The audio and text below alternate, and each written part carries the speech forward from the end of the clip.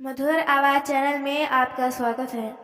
हमारी आज की कहानी है रिश्तों की अहमियत। शाम के 6 बज रहे थे। अपने घर का दरवाज़ा खोलकर मनीषा अंदर दाखिल हुई तो उसके हाथों में शॉपिंग बैग्स की भरमार थी और चेहरे पर एक ऐसी चमक मानो उसने दुनिया जीत ली हो। भीतर डाइनिंग रूम में बैठे बैठे उसके पति राजेश ने उसे देखा तो उनकी भौहें चढ़ गईं। ये क्या मनीषा, तुम आज फिर से शॉपिंग करने चली गई थी? राजेश ने नाराजगी भरे स्वर में पूछा। लेकिन मनीषा अपनी खुशी में पूरी तरह डूबी हुई थी।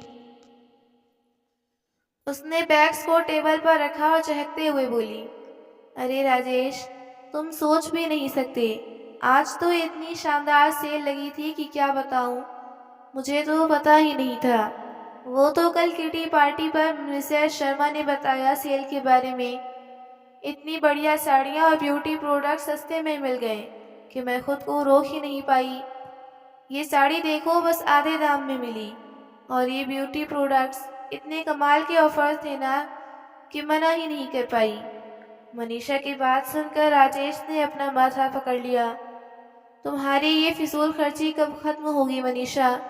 पहले भी समझाया है कि इन बेकार की चीज़ों पर पैसा मत बर्बाद करो, लेकिन ये तो तुम्हारा हर बार का काम बन गया है। पति की डांट सुनकर मनीषा का उत्साह हल्का पड़ने लगा। उसने धीरे से कहा, लेकिन राजेश, हर पार्टी में मेरी सहेलियां इतने महंगे कपड़े और गहने पहन कर आती हैं। वे सबकी तारीफें बटोरती हैं। मुझे भी अच्छा लगता है थोड़ा तैयार होना। डायमंड ज्वेलरी ना सही, कम से कम पसंद के कपड़े तो खरीद ही सकती हूँ ना। राजेश की नाराजगी और बढ़ गई। सहेलियों की देखा देखी क्या तुम अपना घर उजाड़ लोगी? ये सब कौन देखेगा? जानती हो जिस होटल में बच्चे पढ़ते हैं वहाँ की फीस कितनी बढ़ गई है। तुम्हारी ये आदत तो मुझे कंगाल करके छोड़ेगी। मनीषा ने इस बार थोड़ी नाराजगी के साथ कहा, तो क्या अब मैं अपनी पसंद का कुछ भी नहीं खरीद सकती? अभी यह बहस चल ही रही थी कि मनीषा का फोन बज उठा। उसने फोन उठाया और दूसरी तरफ से उसके पिता गोपीनाथ जी की आवाज आई। हेलो मनीषा बेटा। हाँ पिताजी, कैसे हैं आप? तबीयत तो ठीक है ना? बस बेटी, तबीयत ही तो ठीक नहीं है। कई दिनों से सोच रहा हूँ कि जाकर डॉक्टर को दिखा दूँ, पर अकेले जाने की हिम्मत भी नहीं कर पाता। दरअसल मनीषा की माँ की मृत्यु पिछले वर्ष हो गई थी और उसका कोई भाई भी नहीं था, जिस कारण उसके पिता अकेले रहते थे। मनीषा ने पिता की मुरझाई हुई आवाज़ सुनी तो उसकी खुशी एक पल में गायब हो गई।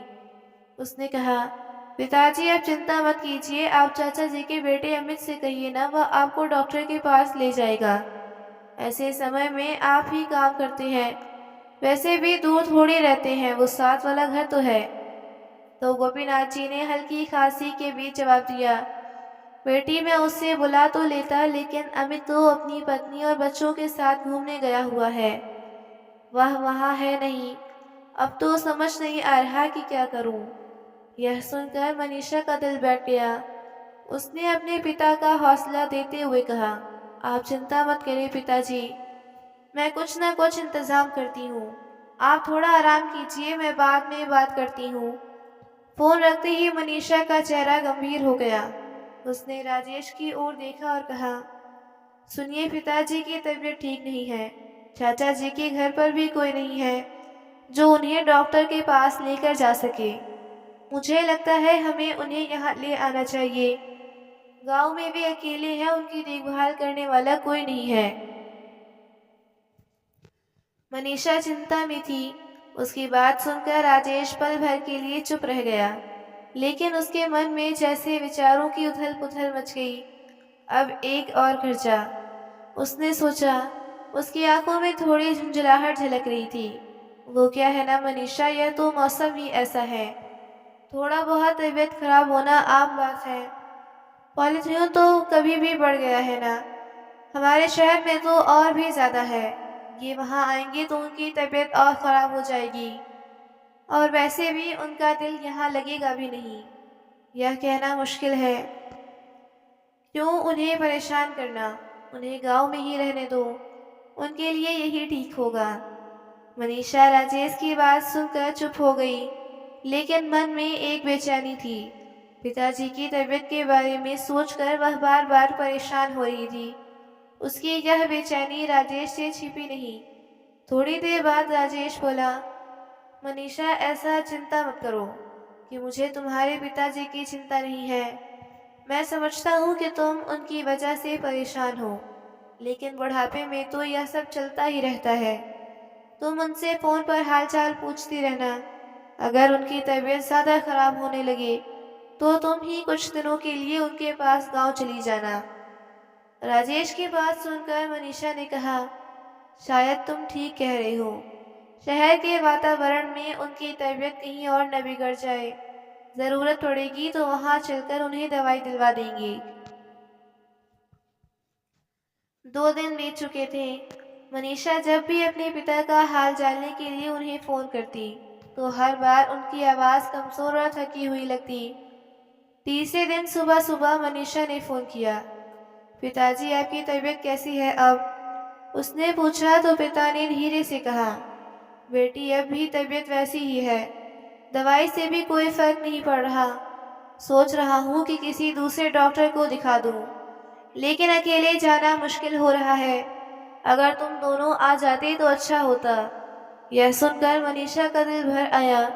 उसने पिता को ढांढस देते हुए कहा, आप चिंता मत करें पिताजी, मैं बात करती हूँ और कुछ इंतजाम करती हूँ। फोन रखने के बाद मनीषा सीधे राजेश के पास गई। राजेश, पिताजी की तबीयत में कोई सुधार नहीं है। वे चाहते हैं कि हम गांव जाकर उन्हें डॉक्टर के पास ले जाएं। हमें वहां जाना चाहिए। राजेश ने एक पल के लिए सोचा, लेकिन उसके चेहरे पर झुंझलाहट साफ दिखाई दे रही थी। उसने गंभीर स्वर में कहा, मनीषा, मैं यह समझता हूँ कि तुम्हें उनकी चिंता है, लेकिन सच कहूँ तो अभी मेरे लिए वहाँ जाना संभव नहीं। ऑफिस का काम बहुत है। उनसे कहो कि किसी अच्छे डॉक्टर से सलाह लेकर दवाई लें। गांव में भी अच्छे डॉक्टर हैं, उन्हें वहीं से इलाज करवा दो। मनीषा चुप हो गई और भरे दिल के साथ रसोई में काम करने गई। मनीषा के रसोई में जाने के बाद राजेश अखबार को चिल्लाहट में टेबल पर पटकते हुए गुस्से में बड़बड़ाने लगा। हद हो गई। इसके पिता तो रोज ही बीमार हुए रहते हैं। हर दूसरे दिन फोन करके बुलाने लगते हैं। क्या हमारे पास इतना फालतू समय है कि आए दिन उन्हें डॉक्टर को दिखाने जाते रहे? अगर तबीयत खराब है तो अपने आप ही डॉक्टर को दिखाने क्यों नहीं चले जाते? हर बार हमें ही परेशान करते हैं। इनके कहने पर मनीषा कभी उन्हें यहाँ लाने की रट लगा देती है या मुझे वहाँ चलने को कहती है। अरे, अगर वह बीमार है तो मैं क्या करूँ? क्या मैंने ठेका ले रखा है इसके पिताजी का? कुछ देर बाद नाश्ता करके राजेश अपने ऑफिस के लिए निकल गया।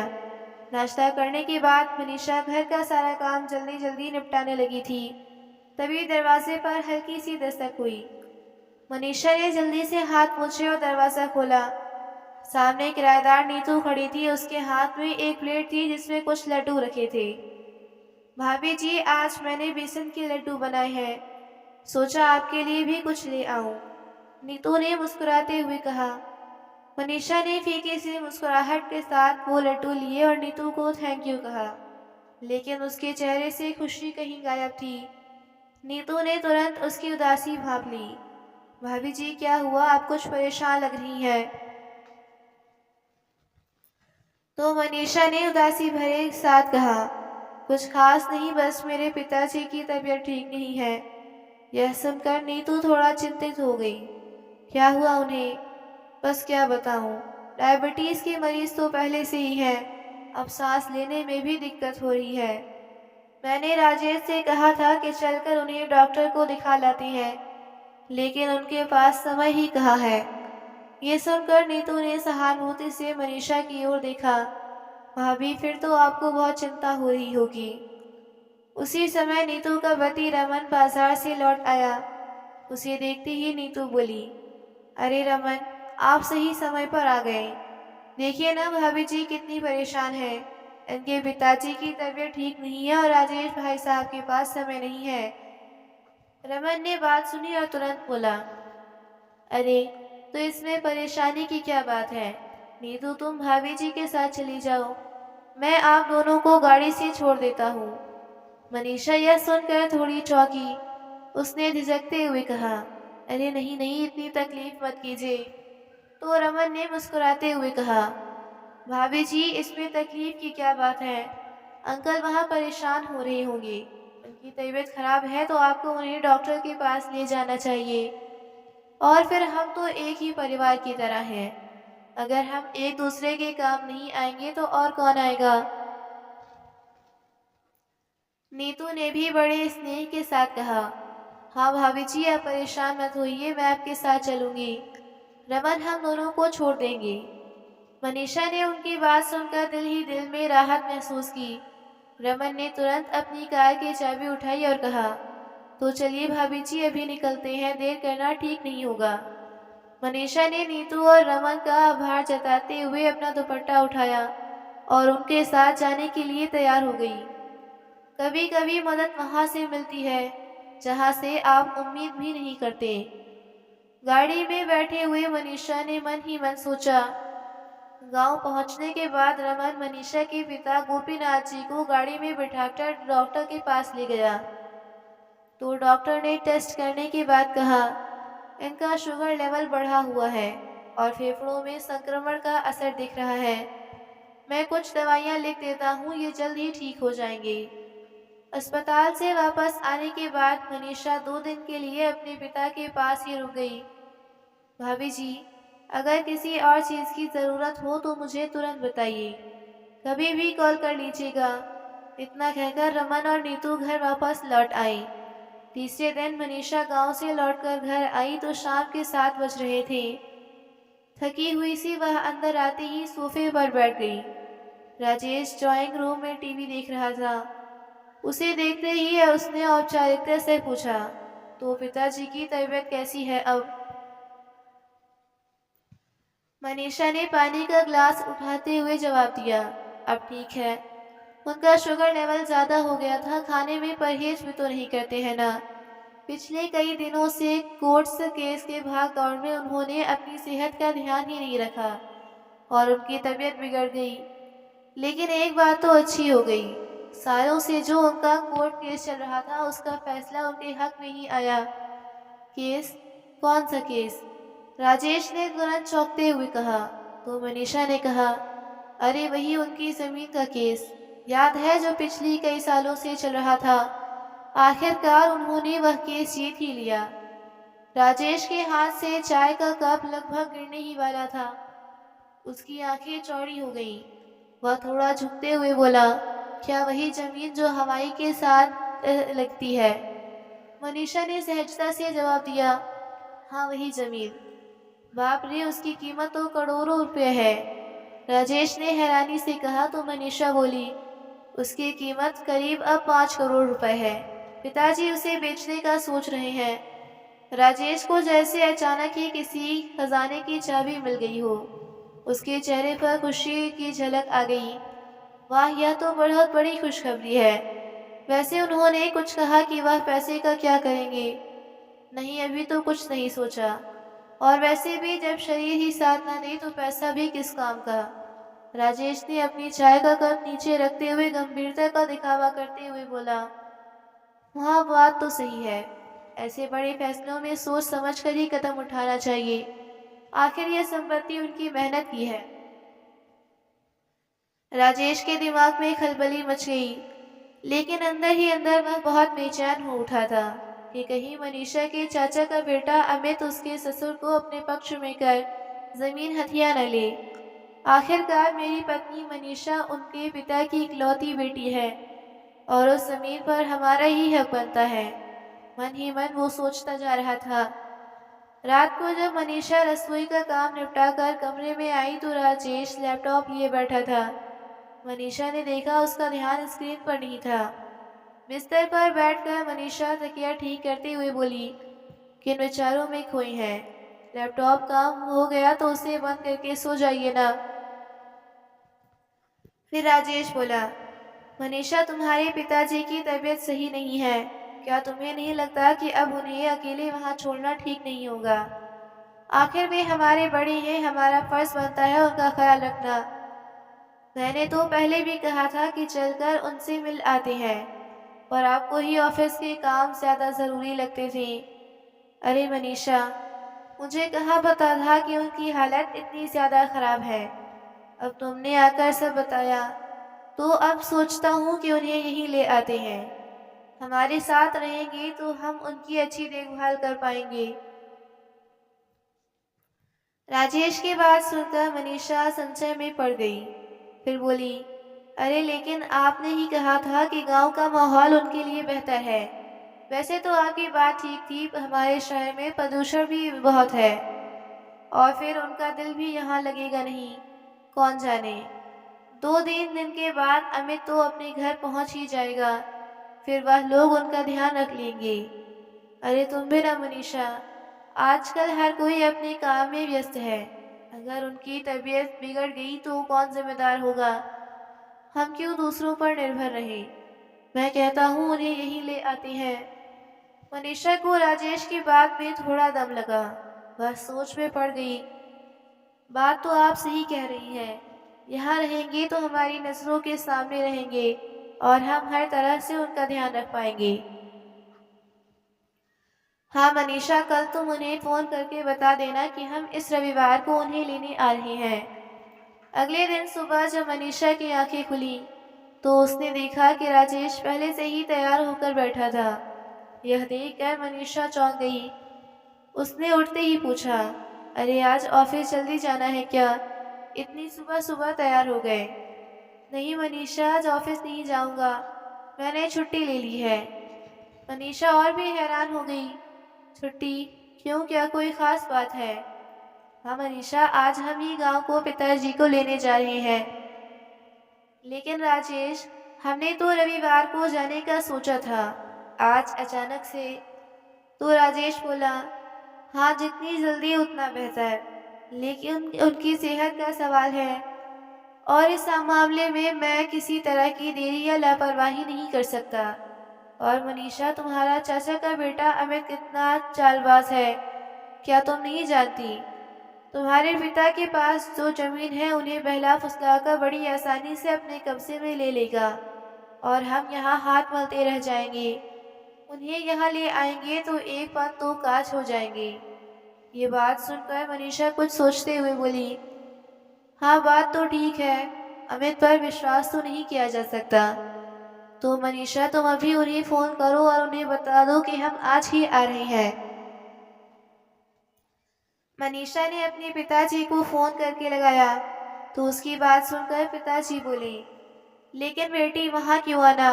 मेरी तबीयत अब बेहतर है, मैं यही ठीक हूँ। मनीषा परेशान होकर बोली, पिताजी आज समझ क्यों नहीं रहे? शहर में आपके साथ रहने से हम आपकी बेहतर देखभाल कर पाएंगे। उसी समय राजेश ने फोन मनीषा के हाथ से ले लिया और बड़े अधिकार के साथ बोला, पिताजी, अब मैं आपकी कोई दलील नहीं सुनूंगा। अब आपकी सेहत हमारे लिए सबसे जरूरी है। आज हम आपको लेने आ रहे हैं, यह फैसला हो चुका है। पिताजी हल्की मुस्कुराहट के साथ बोले, अरे बेटा, कितना ख्याल रखते हो तुम मेरा। लेकिन मुझे सच में यही सुकून मिलता है, यहाँ की मिट्टी, यहाँ का माहौल, सब कुछ यहाँ अपना सा लगता है। राजीव भावुक अंदर अंदाज में बोला, लेकिन पिताजी, आप नहीं जानते कि यहाँ मनीषा और मुझे आपकी कितनी चिंता है। आप सामने रहेंगे तो हमारे दिल को संतुष्टि मिलेगी। मनीषा अभी इकलौती बेटी है, इसलिए आपका ध्यान हमें रखना चाहिए। आपकी जगह मेरे पिताजी होते तो क्या मैं उनके लिए यह सब नहीं करता? राजेश की दलीलें के सामने गोपीनाथ जी की एक न चली। आखिरकार उन्होंने अपने साथ चलने के लिए हामी भर दी। शाम के समय राजेश और मनीषा गोपीनाथ जी के साथ घर लौटे। राजेश ने गाड़ी रोक कर कहा, मनीषा तुम गेट खोलो, मैं पिताजी को गाड़ी से बाहर निकालने में मदद करता हूँ। गाड़ी से निकलकर मनीषा ने डोरबेल बजाई तो उनकी किराएदार नीतू की आवाज़ आई, भाभी जी बस आई। इतने में राजेश ने गोपीनाथ जी का हाथ थामे गाड़ी से बाहर निकालने में मदद की। नीतू ने जल्दी से गेट खोला और मनीषा के पिता को देखकर तुरंत हालचाल पूछा। फिर मनीषा से बोली, यह तो बहुत अच्छा किया आपने भाभी जी जो अंकल जी को यहाँ ले आए। गोपीनाथ जी के आने के बाद घर का माहौल खुशनुमा था। मनीषा सुबह सुबह उनके लिए नाश्ता बनाती और राजेश शाम को ऑफिस से लौटकर उनके साथ बैठकर बातें करता। गोपीनाथ जी भी वहां आकर खुश थे। एक शाम जब सब लोग चाय पी रही थी तो राजेश मुद्दे की बात पर आया। उसने चाय की चुस्की लेते हुए कहा, पिताजी सच कहूँ तो आपके यहाँ आने के बाद घर में एक अलग ही रौनक आ गई है। ईश्वर का दिया सब कुछ है, घर में बड़े बुजुर्गों की कमी थी वो भी पूरी हो गई। बस एक ही बात है जो कभी कभी परेशान करती है। गोपीनाथ जी ने चौंक कर पूछा, क्या बात है बेटा, सब ठीक तो है? हाँ पिताजी, लेकिन ये घर आजकल के ज़माने में थोड़ा पुराना सा लगता है। बच्चों के दोस्त जब यहाँ आते हैं तो बच्चों को उन्हें इस घर में लेकर आने में भी शर्म महसूस होती है। गोपीनाथ जी ने हैरानी से पूछा, ऐसा क्यों बेटा, घर तो बहुत अच्छा है। बस पिताजी, उनके दोस्तों के घर बड़े और मॉडर्न हैं, तो तुलना करते हुए उन्हें यह घर थोड़ा साधारण लगता है। अगर घर किसी पॉश इलाके में होता और थोड़ा आधुनिक तरीके से बना होता तो बात ही कुछ और होती। आज के समय में तो प्रॉपर्टी की कीमतें तो आसमान छू रही हैं। अगर हमें अच्छी सोसाइटी में एक बड़ा घर लेना हो तो अच्छी खासी रकम चाहिए होगी।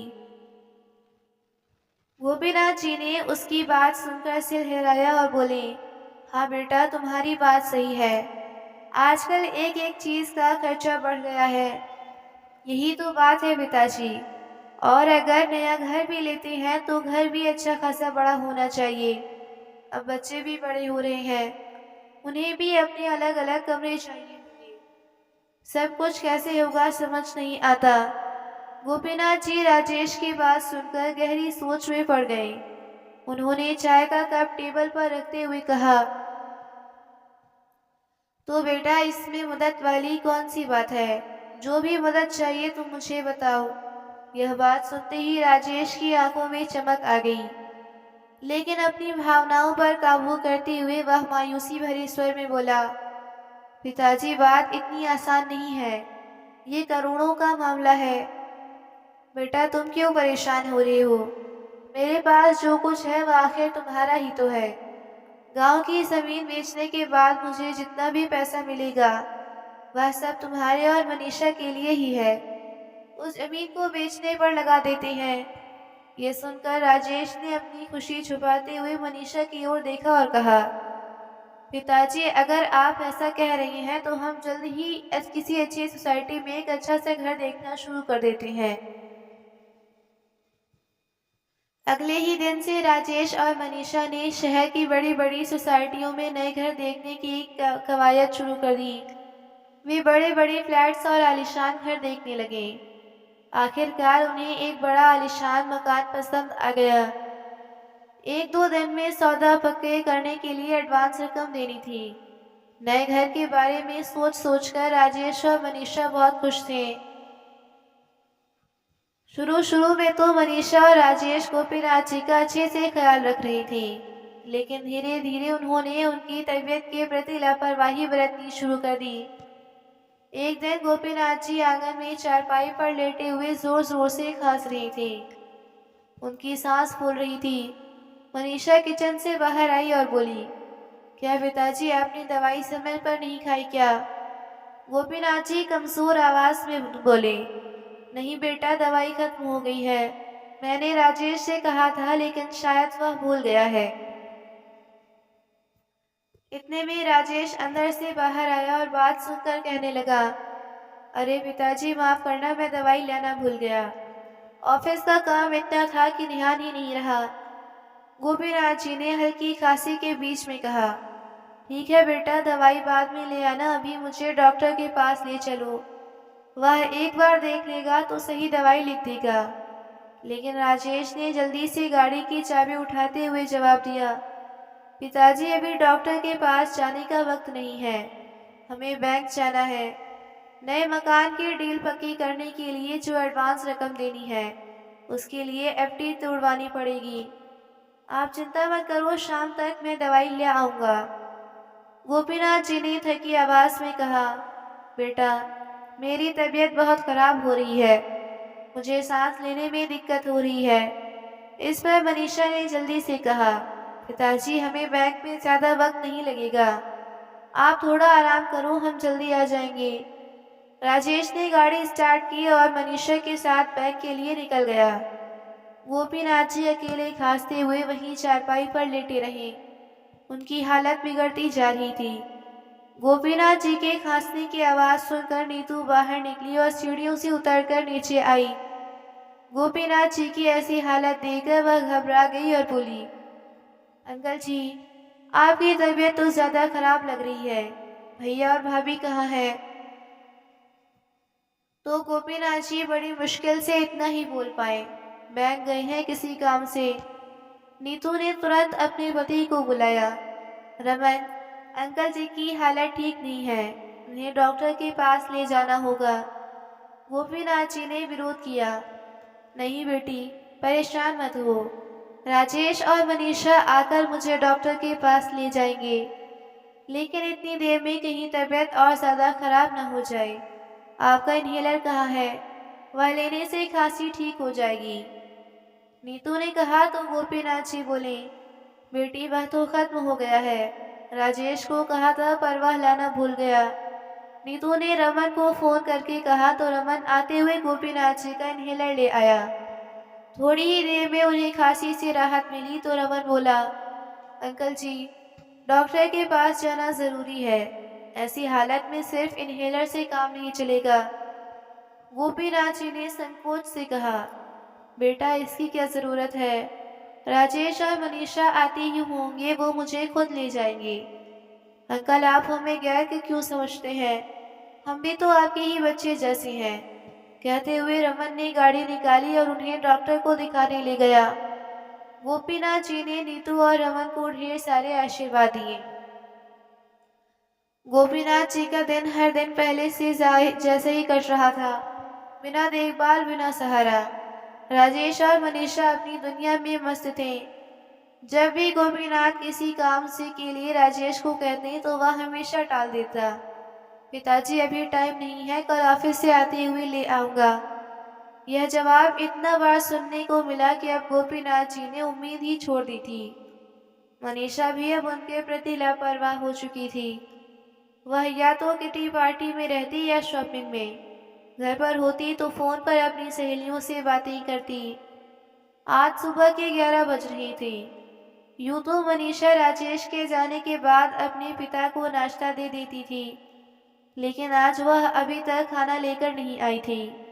गोपीनाथ जी ने चारपाई पर लेटे हुए आवाज़ दी, बेटी मनीषा नाश्ता दे दो। मनीषा अंदर फ़ोन पर बात करने में व्यस्त थी। तुझे पता है हमने जो घर लिया है वह कितना शानदार है। एक एक चीज़ मेरी पसंद की है। सब की सब मेरा घर देखकर जल बुल जाएंगी। गोपीनाथ जी ने फिर से आवाज़ लगाई, बेटी सुन रही हो?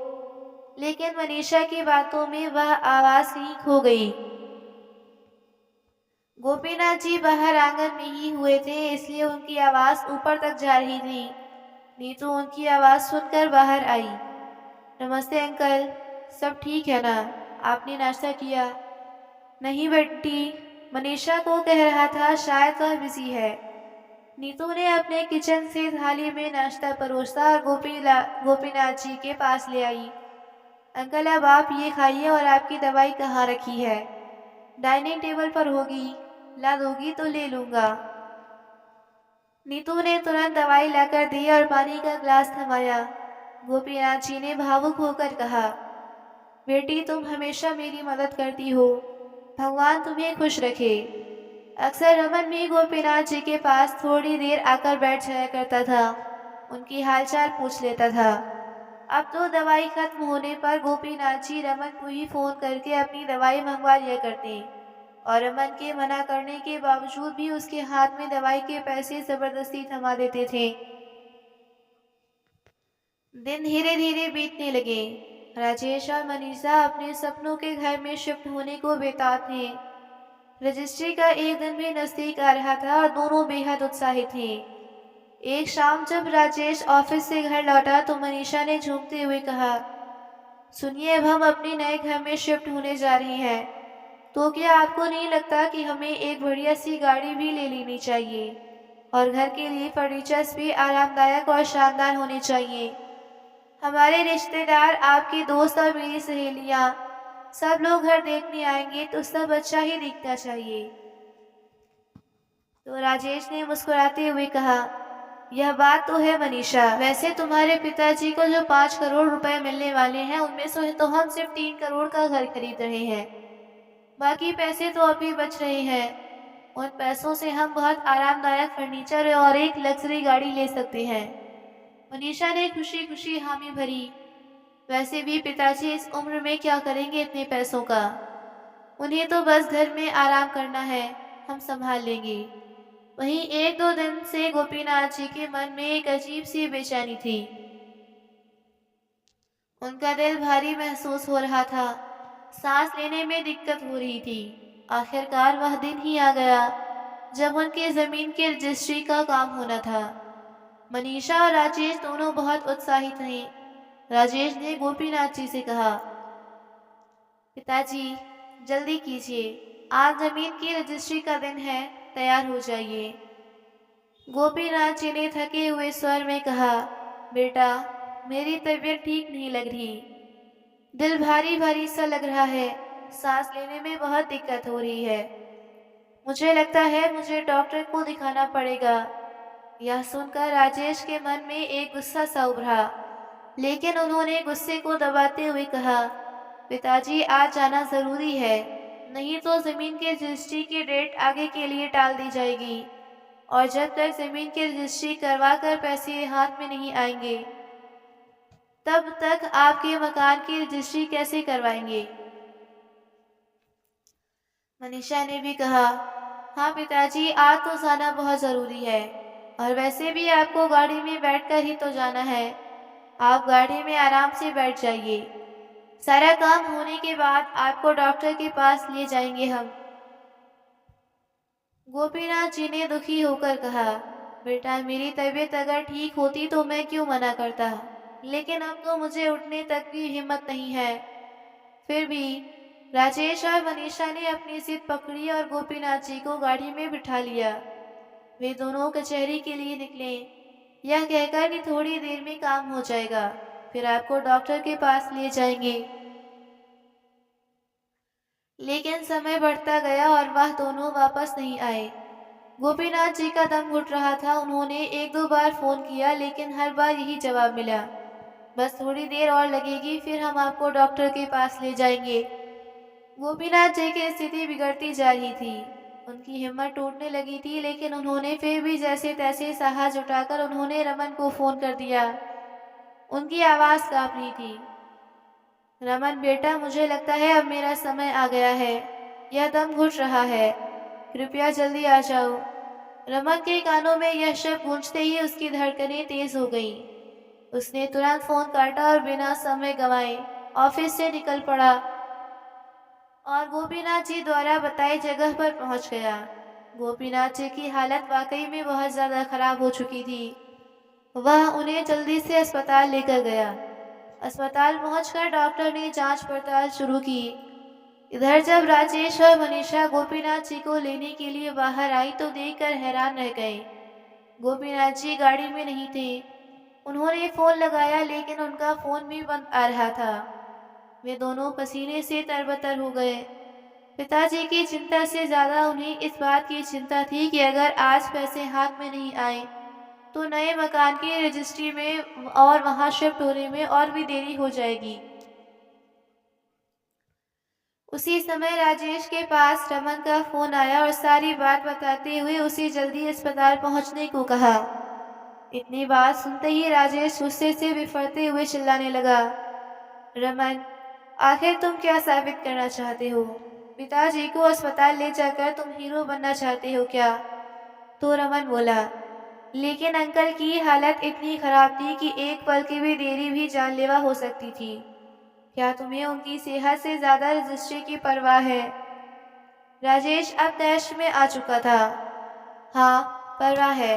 सिर्फ तुम्हारे कारण आज हमारा काम बनते बनते रह गया। तुमने बीच में आकर सब बर्बाद कर दिया। इधर चेकअप के बाद जो कुछ भी सामने आया उसे सुनकर रमन हैरान रह गया। गोपीनाथ जी को दिल का दौरा पड़ा था। डॉक्टर ने बताया कि अगर थोड़ी भी देरी हो जाती तो कुछ भी हो सकता था। 2-3 दिन के इलाज के बाद गोपीनाथ जी अस्पताल से घर लौट आई थी। उनकी हालत अब पहले से बेहतर थी, परंतु जब तक अस्पताल में रही रमन ने उनकी देखभाल की, क्योंकि राजेश को तो कोर्ट कचहरी से ही फुर्सत नहीं थी। डॉक्टर ने बताया था कि उन्हें पूरी देखभाल और आराम की ज़रूरत है, लेकिन मनीषा और राजेश के लिए यह सब सिर्फ सुनने की बातें थीं। उनके दिमाग में केवल उनका नया मकान और उससे जुड़े काम ही घूम रहे थे। गोपीनाथ जी के घर आने के बाद रमन और नीतू ने कोई और मकान किराए पर लेकर वहां से जाने का फैसला कर लिया था। राजेश को रजिस्ट्री की तारीख खिसकानी पड़ी थी, जिस कारण उसके चेहरे पर हर वक्त खीस और नाराजगी झलकती रहती। एक दिन रजिस्ट्री की नई तारीख तय होने के बाद राजेश ने कहा, पिताजी अब हर हाल में यह काम निपटाना है, इस बार कोई अड़चन नहीं आनी चाहिए। मनीषा ने भी उसकी हाँ में हाँ मिलाई। गोपीनाथ जी को उनका यह व्यवहार देखकर बड़ी हैरानी हुई। काफी देर वह सोच विचार में बैठे रहे, लेकिन अब उन्होंने ठान लिया था कि उन्हें क्या करना है। कुछ ही दिनों में जमीन की रजिस्ट्री हो गई। घर पहुंचकर गोपीनाथ जी ने राजेश और मनीषा को अपने पास बुलाया। बेटा, मैंने सोचा है कि जमीन से आई रकम में से 3 करोड़ रुपए मैं तुम्हारे नए मकान के लिए दे दूं, बाकी मेरे पास ही रहेंगे।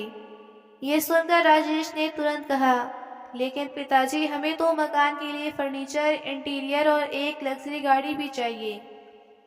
यह सब भी तो इसी रकम से होना था। बेटा, मैंने तुम्हारे मकान के लिए जो देना था दे दिया। ये पैसे मैंने अपनी मेहनत से कमाए हैं। इन पैसों का मुझे क्या करना है वह मुझे ही तय करने दो तो बेहतर होगा। अब यह बातें चल ही रही थी कि रमन और नीतू अंदर आ गए। आपने बुलाया अंकल? हाँ बेटा, मैंने तुम्हें ही बुलाया है।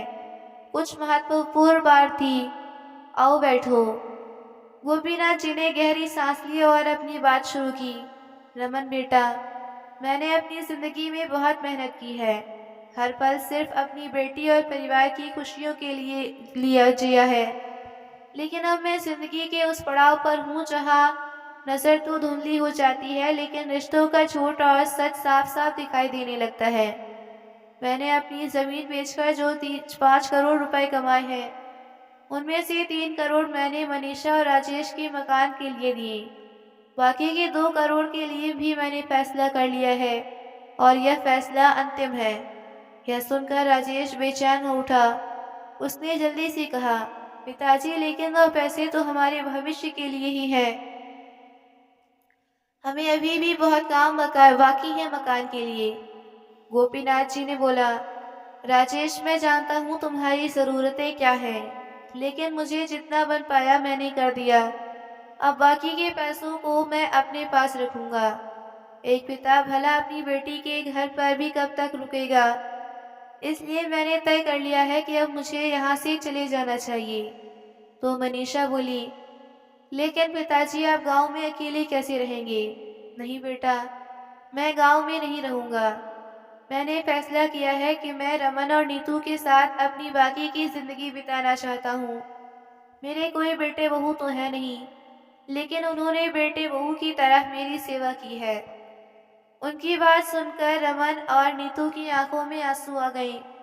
गोपीनाथ जी ने अपनी बात जारी रखी, इन दोनों ने मेरे लिए जो कुछ किया उसका एहसान कोई पैसे भी नहीं चुका सकते। लेकिन फिर भी मैंने फैसला किया है कि जमीन से आए बाकी के पैसों पर अब इन दोनों का ही हक होगा। अब ये लोग किसी किराए के मकान में नहीं, अपने खुद के घर में रहेंगे। और हाँ, मेरे मरने के बाद मेरे गांव वाले मकान पर भी अब इन दोनों का ही हक होगा। जल्द ही मैं अपनी वसीयत करवा दूंगा। ये बात सुनकर रमन हाथ जोड़ते हुए बोला, अंकल जी, आप हमारे साथ रहना चाहते हैं यह जानकर मुझे बहुत अच्छा लगा, लेकिन इन सब के बीच पैसे तो मत लाइए। हमें पैसों की कोई ज़रूरत नहीं है। रमन की बात सुनकर गोपीनाथ जी का दिल गदगद हो उठा, लेकिन फिर भी उन्होंने जो फैसला कर लिया था वह उसी पर अटल थे। राजेश और मनीषा के चेहरे पर जैसे कालिक सी पुत गई। उन्होंने विरोध करने की कोशिश की, लेकिन गोपीनाथ जी के सख्त स्वर ने उन्हें चुप करा दिया। राजेश, मनीषा, तुम लोग शायद यह समझ नहीं पाए कि पैसे से रिश्ते नहीं खरीदे जा सकते। रमन ने मुझे उस समय सहारा दिया जब मुझे सबसे ज्यादा जरूरत थी, और नीतू ने एक बेटी की तरह मेरी देखभाल की। ये पैसे अब उनके हैं और इस पर कोई बहस नहीं होगी। कमरे में सन्नाटा सा छा चुका था और गोपीनाथ जी वहां से उठकर अपना सामान पैक करने चले गए थे। तो दोस्तों, आपको ये कहानी कैसी लगी, लाइक कमेंट करके ज़रूर बताइएगा।